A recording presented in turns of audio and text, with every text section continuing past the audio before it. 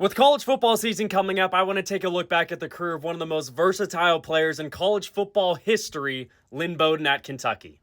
Coming out of Warren Harding High School, Bowden came to Kentucky and was going to be used as a wide receiver and return guy. In 2018, he really blossomed, had 745 receiving yards, and he led the nation with 2 punt return TDs. And in that 2018 season, he had a long touchdown reception, which helped Kentucky snap a 31-game losing streak to Florida. Wilson lets it go. Bowden gets deep. Got it! Touchdown, Kentucky! And he also had a punt return TD against Penn State in the Citrus Bowl. The end zone.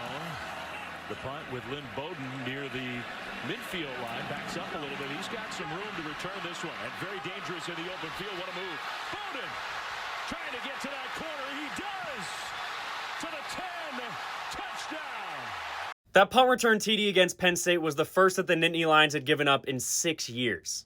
Bowden now entered the 2019 season on the national radar, but things got crazy. Kentucky lost their top 2 quarterbacks to injury, and they had to go to the guy who was a quarterback back in high school.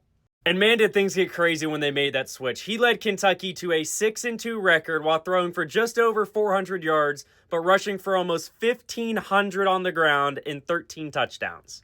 In Kentucky's regular season finale against arch rival Louisville, they ran for 517 yards, which was a school record, while Lynn Bowden accounted for 284 yards on the ground, which was the most in a game by a QB in SEC history.